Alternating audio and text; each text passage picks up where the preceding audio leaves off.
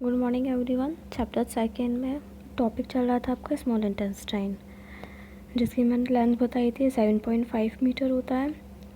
इसमें आगे एक चीज़ और बताई गई है इसके बारे में कि जो हमारा फूड होता है, पार्टली फूड, यानी पार्टली में थोड़ा सा जो पार्ट होता है फूड का, वो तो लोअर पार्ट में चला जाता है, जो डाइजेस्टेड फूड का होता है। किसके? स्मॉल इंटेस्टाइन के। फिर the intestinal juice complete the digestion, यानी कि जो फूड के बाकी कंपोनेंट्स होते हैं उनको डाइजेशन कंप्लीट करता है। बाकी जो कार्बोहाइड्रेट होता है वो ब्रोकन किस में हो जाता है? शुगर में, जैसे ग्लूकोज में हो गया। फैट किस में होता है? फैटी एसिड में या ग्लिसरॉल में।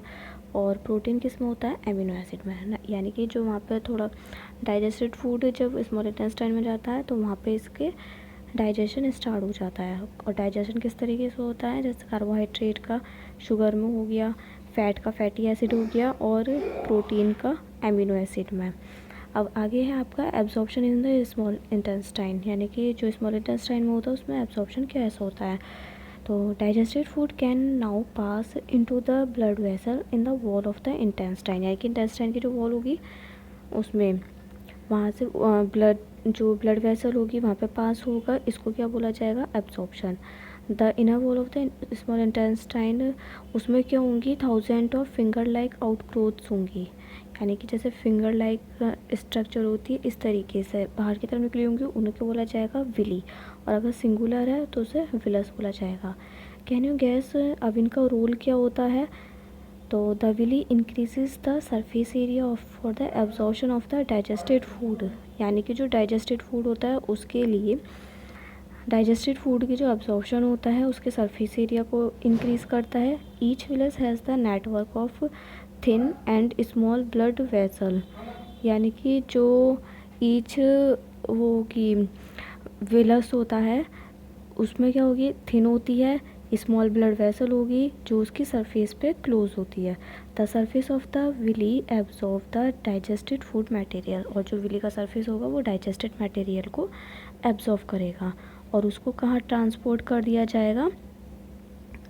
जो ब्लड वेसल से कहाँ ट्रांसपोर्ट कर दिया जाएगा? Different organ of the body, मतलब अलग अलग पार्ट्स में डिस्ट्रीब्यूट कर दिया जाएगा उसे। Where they are used to build complex substances, जहाँ पे हम कॉम्प्लेक्स सब्सटेंसेस को बिल्ड यानी कि उनको बनाने के लिए यूज़ करते हैं। और वो कौन कौन से होते हैं? जैसे प्रोटीन, ठीक है, हमारे बॉडी के लिए रिक्वायरमेंट होती है, तो वहाँ पे वो उनको डिफरेंट ऑर्गन्स में ट्रांसपोर्ट कर देगा। This is called the assimilation, और उसको क्या बोला जाएगा? Assimilation. In cells glucose break down with the help of the oxygen into the carbon dioxide water and energy is released, यानी कि जो सेल्स होती है उसमें ग्लूकोज जिस समय ब्रेक डाउन होता है, टूटता है, वो किसकी हेल्प से? ऑक्सीजन, यानी कि जो हमारा ग्लूकोज होगा वो ऑक्सीजन के साथ मिक्स होगा, यानी कि उसके साथ रिएक्ट करेगा, और वो किस किस में डिवाइड हो जाएगा? Carbon dioxide, water and energy. यानी कि जब हम क्या लेते हैं, एक तो फूड की हेल्प से हमारे अंदर ग्लूकोज गया, उसके बाद ऑक्सीजन हम लेते हैं, वो दोनों आपस में रिएक्ट करी और हम लोग क्या चीज़ रिलीज़ करते हैं? Carbon dioxide, water and energy. The food that remains, जो डाइजेस्टेड रह जाता है या अनएब्सॉर्ब्ड रह जाता है, वो किस में एंटर हो जाता है? लार्ज इंटेस्टाइन में। तो इससे पहले का जो अब तक का ये जो उसके कंपोनेंट्स, फूड के कंपोनेंट्स डाइजेस्टेड होते हैं वो किस में होते हैं? स्मॉल इंटेस्टाइन में। और बाकी वहाँ से अनडाइजेस्टेड पार्ट किस में पहुँच जाता है? लार्ज इंटेस्टाइन में। अब आता है लार्ज इंटेस्टाइन। तो लार्जेस्ट इंटेस्टाइन इज़ वाइडर होती है, जो स्मॉल इंटेस्टाइन होती है उससे शॉर्टर होती है। इसकी लेंथ कितनी होती है? About 1.5 metre. इसका फंक्शन क्या होता है? ये वाटर को एब्जॉर्व करता है and some salts from the undigested food, यानी कि जो अनडाइजेस्टेड पार्ट आएगा उससे ये या तो वाटर या फिर कुछ सॉल्ट्स को एब्जॉर्व करता है। और स्मॉल इंटेस्टाइन में क्या होता है? वो फूड को डाइजेस्ट करता है। द रिमेनिंग वेस्ट पास, अब बाकी का रिमेनिंग जो होगा वो किस में चला जाएगा? रेक्टम में चला जाएगा। And remains there as a semi solid faeces, यानी कि सेमी सॉलिड बन के रह जाएगा। The faecal matter is removed through the anus from the time to time, this is called the egestion, यानी कि एनस के थ्रू रिमूव आउट होगा, जिसको क्या बोला जाएगा? इजेशन बोला जाएगा। यहाँ पे आपको पूरा ह्यूमन का कंप्लीट हो चुका है। सबसे पहले किस में होता है? माउथ, माउथ से लिया, माउथ के बाद देन ईसोफेगस, यानी कि जो फूड पाइप होगी उसमें जाएगा। फूड पाइप्स है वो स्टमक से स्मॉल इंटेस्टाइन में जहाँ पे फूड के जो कंपोनेंट्स होते हैं उनका डाइजेशन होगा, और उसके बाद जो बाकी बचा हुआ होगा अनडाइजेस्टेड वो लार्ज इंटेस्टाइन में पहुँच जाएगा। वहाँ से वो वाटर और कुछ सॉल्ट्स को एब्जॉर्व करके देन बाकी रिमेनिंग वेस्ट मटेरियल कहाँ चला जाएगा, रेक्टम, और उसके बाद जो एनस होगा उसके थ्रू वो रिमूव आउट हो जाएगा।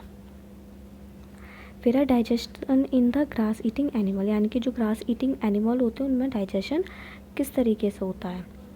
तो have you observe cow, buffaloes and other eating grass animals chewing continuously even, मतलब जिस समय अगर वो ईट नहीं भी कर रहे होते तब भी वो कंटिन्यूसली च्यूइंग करते रहते हैं, उनका मुंह चलता रहता है।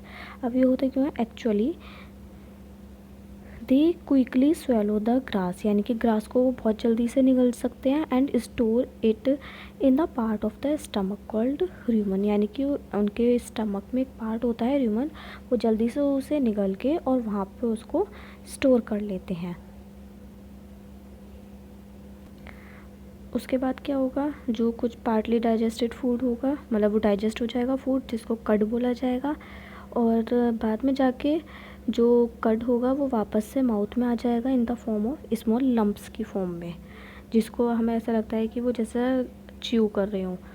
तो एनिमल्स उसको च्यू करते हैं और उस प्रोसेस को क्या बोला जाएगा, र्यूमिनेशन। और जो एनिमल्स होते हैं जो इस तरीके का प्रोसेस करते हैं उनको क्या बोला जाएगा, र्यूमिनेंट्स, यानी कि जो र्यूमन पार्ट होगा, यहाँ पे ये आपको दिखाई दे रहा होगा, ये रहा ग्रीन सा जो है, तो ये क्या हो गया र्यूमन। जिस समय ये डाइजेस्ट करते हैं, ये आपको एक पाइप से दिखाई देगा, इसके थ्रू इसमें आ जाएगा, कुछ पार्ट उसका डाइजेस्ट हो जाएगा, कट बोला जाएगा, बाकी जो मतलब थोड़ा सा पार्ट अनडाइजेस्टेड बचेगा उसको क्या करते हैं, बाद में जाके वो वापस से माउथ में आ जाता है रिटर्न होके, और उसको दोबारा से वो एनिमल च्यू कर लेते हैं।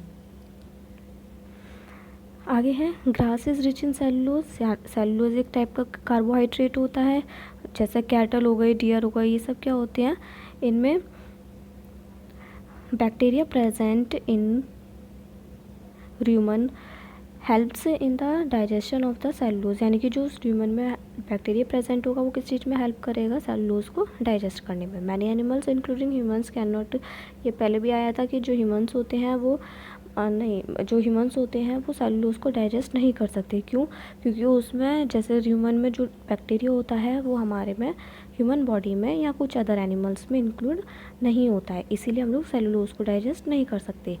Animals like horse, rabbit have a large sac structure, जिसे क्या बोला जाता है, caecum, between the oesophagus and the small intestine, यानी कि ओइसोफेगस और स्मॉल इंटेस्टाइन इनके बीच में एक क्या चीज़ होती है, सीकम, कुछ एनिमल्स में। The cellulose of the food is digested here by the action of the certain bacteria not present in the humans, यानी कि इसमें क्या होता है, जो सेलुलोज जैसे कैटल वगैरह हो गए, इसमें ह्यूमन की वजह से डाइजेशन होता है, उसमें कुछ बैक्टीरिया होता है, हाँ, और जैसे हॉर्स हैबिट वगैरह हो गए, इनमें क्या होता है, सीकम, जिसमें एक सीकम में बैक्टीरिया होते हैं, और ये प्रेजेंट का होता है ईसोफेगस और स्मॉल इंटेस्टाइन के मिडिल में, उसके बीच में। तो इसमें से जो बैक्टीरिया निकलता है, जो इसमें बैक्टीरिया होता है वो सेलुलोज को डाइजेस्ट करने के लिए हेल्प होता है, जो कि वो भी ह्यूमंस में नहीं होता है present.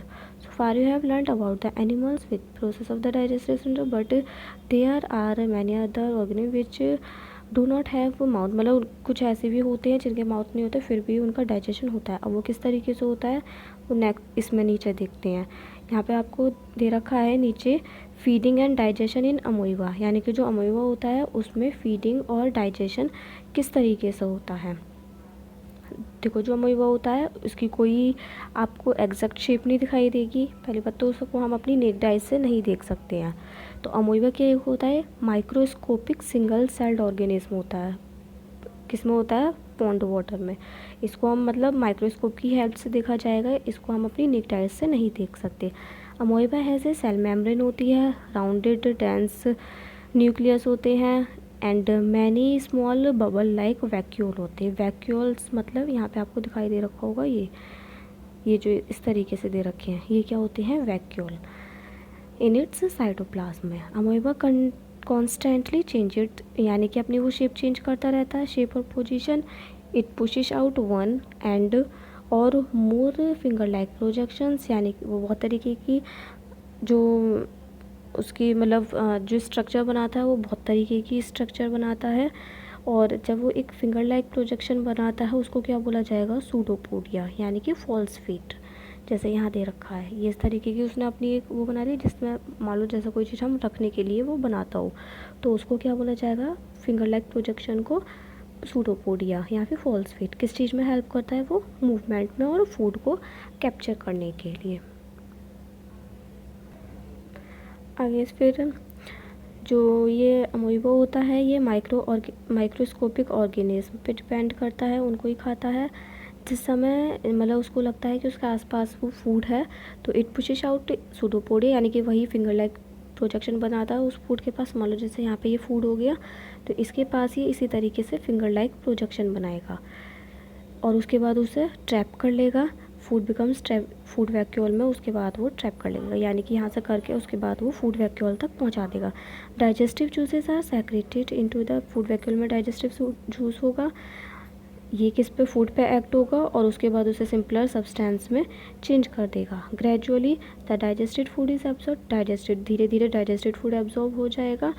The absorbed substances are used किस लिए यूज़ होगा, ग्रोथ के लिए, मेंटेनेंस एंड मल्टीप्लिकेशन, यानी कि उसकी ग्रोथ बढ़ाने के लिए, उसको मेंटेन करने के लिए, और मल्टीप्लिकेशन मतलब वो जो अमोइबा होता है इसकी क्वालिटी होती है ये अपने में से काफ़ी पार्ट्स कर देता है, यानी कि एक में से दो बन गए, दो में से चार बन गए, तो मल्टीप्लिकेशन वही होता है। Undigested residue of the food is expelled by outside by the vacuole, vacuole के वो बाहर उसे निकाल देता है जो भी अनडाइजेस्टेड पार्ट होता है। The basic process of the digestion is food and release of the energy is the same in all the animal, यानी कि सेम रहता है डाइजेशन करना, उसके बाद एनर्जी मतलब जो हम फूड यूज़ करते हैं वो किस लिए होती है, एनर्जी के लिए, तो एनर्जी रिलीज होती है। In later chapter you will learn transport of the food absorb by the intestine to the various, अब अलग अलग पार्ट में किस तरीके से वो फूड को ट्रांसपोर्ट होता है उसको हम लेटर चैप्टर में पढ़ेंगे। तो यहाँ पे एनिमल्स के बारे में बता दिया आपको, एनिमल्स में किस तरीके से होता है और ह्यूमंस में किस तरीके से होता है। एनिमल्स में भी अलग अलग दे दिया बताया था, किसी में ह्यूमन के थ्रू होता है, किसी में सीकम के थ्रू होता है, और जैसा अमोइबा हो गया जिसमें माउथ नहीं होता उसमें सूडोपोडिया या वैक्यूल के थ्रू होता है। तो ये चैप्टर आपका कंप्लीट हो चुका है।